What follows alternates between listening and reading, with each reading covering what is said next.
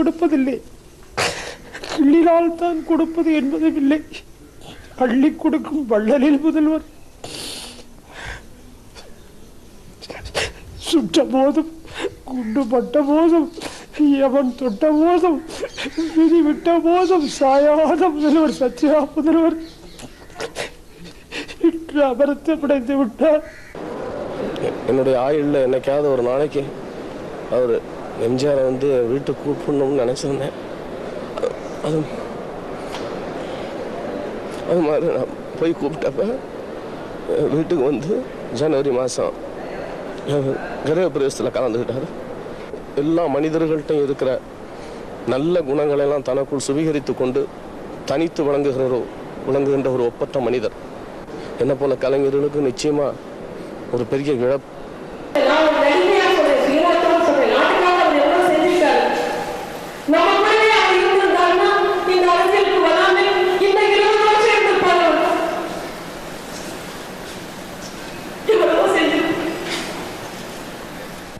என்னுடைய இளம் வயசுலேயே எனக்கு அவருடைய படங்களில் பாடுறதுக்கு நல்ல வாய்ப்பு அளித்து என்னை பாராட்டியவர் அவர்.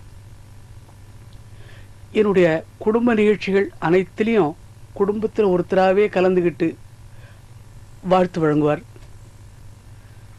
அவருடைய அரசவையில் அரசு கலைஞராக நான் ஆக்கப்பட்டிருக்கிறேன். நான் கர்நாடக இசை நிகழ்ச்சியாக நடத்துறதுல ரொம்ப அவருக்கு மகிழ்ச்சி. அப்பப்போ அந்தந்த சந்தர்ப்பத்தில் அதை பாராட்டி ஊக்குவிப்பார் அவர். நான் அவருக்கு நிறையா படத்தில் பாடியிருக்கிறேன், எங்கள் குடும்ப நிகழ்ச்சிகள்லாம் கலந்துக்கிட்டு இருக்கார். நான் அரசு கலைஞர். இவ்வளவும் பெரிய பாக்கியமாக கருதினாலும் அதை விட பெரிய பாக்கியமாக நான் கருதுறது அவர் டாக்டர் பட்டம் வாங்கிய சென்னை பல்கலைக்கழகத்தில் அதே நாளில் எனக்கும் டாக்டர் பட்டம் கொடுத்தாங்க. நான் டாக்டர் பட்டம் வாங்கினோன்னே அவருக்கு வணக்கத்தை தெரிவித்தேன். அவர் மனசார பாராட்டி வாழ்த்தினார். அதை அவர் வாங்கின நாள்லேயே நமக்கு கிடைச்சிது. அவருக்கே உரிய புன்முறுவலோடு அதை பாராட்டினார் பாருங்க. அது என்னுடைய வாழ்நாளில் ஒரு பெரிய பாக்கியமாக கருதுகிறேன். அவர் மறைஞ்சு போகல, மக்களுடைய உள்ளத்தில் நிறைஞ்சு போனவர் அவர். கலை உலகத்தில் இருக்கக்கூடிய கலைஞர்கள் எல்லாம் ரொம்ப ரொம்ப பேர் தர்மம் செய்கிறாங்க, எண்ணி சில பேர் செய்கிறாங்க, அதை அள்ளி செய்கிறவர் கலைவாணர். ஆனால் எம்ஜிஆர் குருவையும் மிஞ்சி கொட்டி தர்மம் செய்யக்கூடியவர். அந்த கொட்டும் கையை கொட்டி அடக்கக்கூடிய கை எப்படி கெட்டியாக கட்டி போட்டப்பட்டதோ எதுமோ அது ஆண்டவருடைய செயல்தான். ஒரு 23ஆம் தேதி அன்னைக்கு இவர் இறந்துட்டான்னு கேள்விப்படும் போது நான் வாய்க்கு வந்தபடி அசிங்கமாரெலாம் பேசி 25 வருஷத்துக்கு எம்ஜிஆருக்கு ஒரு நோய் நொடி கூட வராது, எல்லாத்தையும் சமாளிக்கக்கூடிய சக்தி ஆண்டவன் தனியாக ஸ்பெஷலாக அவர் கொடுத்துருக்கான்னு சொன்னவன். அதை நான் கடைசி வரையில் நம்புகிறேன். சாயந்தரம் 6 மணிக்கு மேலே நம்ப வேண்டியதாக போச்சு. அவர் வாழ்ந்த காலத்தில் நாங்களாம் வாழ்ந்துருக்கணும், அந்த பெருமை எங்களுக்கு இருக்குது. எங்களெல்லாம் எங்கள் மாதிரி கலைஞர்கள்லாம் அன்பை ஆரவணிச்சு எங்களை கொண்டு வந்தார். இனிமேல் யார் அப்படி எங்களுக்கு இது பண்ண போகிறோன்னு தெரியல. அவருடைய ஆத்மா சாந்திட்டு இறைவனை வேண்டிக் கொள்கிறேன். அமரரானாலும் அவர் நடித்த திரைப்படங்கள் மூலமாகவும் அவர் தமிழகத்திற்கு எடுத்தியம்பிய கொள்கையின் மூலமாகவும் தமிழகத்து மக்களின் நெஞ்சத்தில் நிலைத்து நிற்கிறார். தர்மம் தலைக்காக்கும் என்று படத்தில் நடித்தார். நிஜ வாழ்க்கையிலே நடைமுறையிலே அதை கடைபிடித்தார். அதனால் தமிழக மக்களின் இதயத்தில் இடம் பிடித்தார். அதனால் தான் இன்று அவருக்காக கோடான கோடி மக்கள் கண்ணீர் வடித்தார்கள் என்று சொல்லக்கூடிய அளவிற்கு அமரராகிவிட்ட அவருடைய ஆத்மா சாந்தி அடைய வேண்டும் என்று திரைப்படத்துறையில் இயக்குனராக இருந்தார், நடிகராக இருந்தார் என்ற முறையில் தென்னிந்திய திரைப்பட இயக்குநர்கள் சங்க தலைவர் என்ற முறையில் என்னுடைய அஞ்சலியை தெரிவித்துக் கொண்டு அவருடைய ஆத்மா சாந்தி அடைய வேண்டும் என்று எல்லாம் வல்ல ஆண்டவனை பிரார்த்தித்து விடைபெறுகிறேன். போன மாதம் இதே நாளிலே எனது புதல்வன் மிருதங்க அரங்கேற்றத்திற்கு 2.5 மணி நேரம் உட்கார்ந்து அவர் வந்ததே பெருசுன்னு நினச்சிட்டு இருக்கும்போது விலை மதிக்க முடியாத பரிசையும் அளித்து எங்கள் குடும்பத்திற்கு உற்சாகம் ஊட்டினார். இதே போல் எங்களது குடும்பத்தில் மட்டுமல்ல, அனைத்து குடும்பங்களிலும் அவர் செய்த சேவைகள் ஏராளம். அவர் மறைந்தார் என்பது இல்லை, நம்முடன் தான் இருக்கிறார். நம்மை கவனித்து கொண்டிருக்கிறார். அவர் காட்டிய வழியிலே நடப்பதுதான் அவருக்கு செய்யும் தொண்டு என்று நான் மனமாற பிரார்த்திக்கிறேன். ஆண்டவனை நம்ம பிரார்த்தனை கேட்டு அப்போ அவரை நமக்கு கொடுத்து விட்டார்கள். இப்போ 1000 தடவை நான் பாடுறதுக்கு ரெடியாக இருக்கிறேன். அவர் திரும்பி வந்தால் நல்லா இருக்கும் என ஆசை இருக்கு. ஆனால் மறைந்து விட்டார் என்று என்னால் நம்ப முடியவில்லை. ஆனால் நம்ம இதயங்களில் எப்பவும் இருப்பார்கள். அவரோட பல படங்களுக்கு வேலை செஞ்சுருக்கேன். அது மாத்திரமல்ல, எனக்கு நிறைய புத்திமதி, அப்பப்போ அறிவுரைகள் சொல்லி தப்பான வழிக்கு போகக்கூடாது, நல்லவனாக இருக்கணும்னு சொல்லி திருத்தி தொழில் செய்யும்போதும் நிறையா உற்சாகத்தை கொடுத்து எனக்கு தெரிஞ்ச வித்தியை அவர் வாங்கிட்டார். அவ்வளோதான், நான் ஒன்றும் செஞ்சிடல இப்போ பெருசாக. அவர் என்னென்ன கருத்துக்களை எல்லாம் நினச்சி மக்கள் மனசில் பதிய வைக்கணும்னு ஆசைப்பட்டாரோ அதுகளையெல்லாம் இந்த குரல் மூலமாக பாடின அவருக்கு கிடைச்ச பெருமை மாதிரி எனக்கு உலகமெல்லாம் எல்லாரும் பாராட்டு கொடுத்துக்கிட்டு இருந்தாங்க. இவருக்கு இந்த மாதிரி நிலை வரும்னுட்டு நினைச்சு கூட பார்க்கல. கலைஞர்கள் எல்லாம் தன்னுடைய சொத்துக்களை எல்லாம் இழந்தவங்க மாதிரி, உயிரை இழந்தவங்க மாதிரி நாங்கள் தவிச்சுக்கிட்டு இருக்கோம்.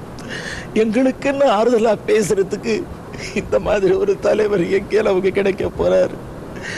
ஏழை மக்களுக்காக ரொம்ப பாடுபட்டுக்கிட்டு இருந்தாரு. ஐயாவை பார்க்கும்போது என்னுடைய பழைய சம்பவங்கள்லாம் ஞாபகம் வருது.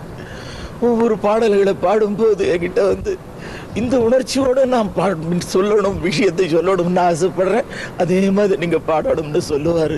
சிரிச்ச முகத்தோட குழந்தைகளை எல்லாம் வச்சுக்கிட்டு பாடும்போது அவரும் சிரிச்சுக்கிட்டு, நீங்கள் சிரிச்சுக்கிட்டே பாடுங்க, அப்போதான் மக்களும் நல்லா கேட்பாங்க அப்படின்னு சொல்லுவார். சிரித்து வாழ வேண்டும், பிறர் சிரிக்க வாழ்த்திடாது.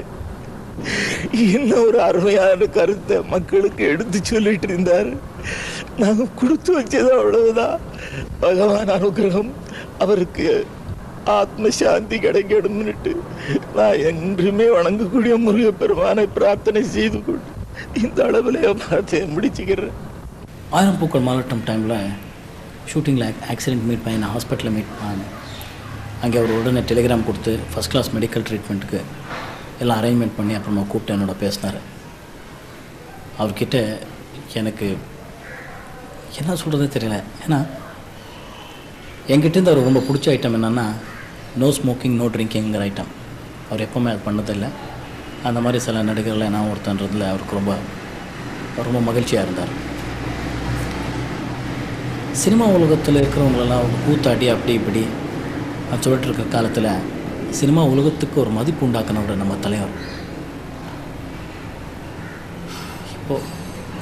இப்போ இந்த நம்ம துக்கத்தையும் சந்தோஷத்தையும் யார்கிட்ட போய் சொல்கிறது, யார்கிட்ட பங்கு போட்டுக்கிறதுங்கிறது நமக்கு தெரிய மாட்டேங்கிறது. ஒன்று மட்டும் சத்தியம், எம்ஜிஆர் இல்லாத ஒரு சினிமாவா, எம்ஜிஆர் இல்லாத ஒரு தமிழ்நாடாங்கிறது எனக்கு தெரியல. அவரோட ஆத்மா சாந்தடிய கடவுள்கிட்ட உங்களோட சேர்ந்து நானும் வேண்டிக்கிறேன். நம்ம விட்டு அவர் இன்னும் போகல, எங்கேயும் நம்மளோட தான் இருக்கார்.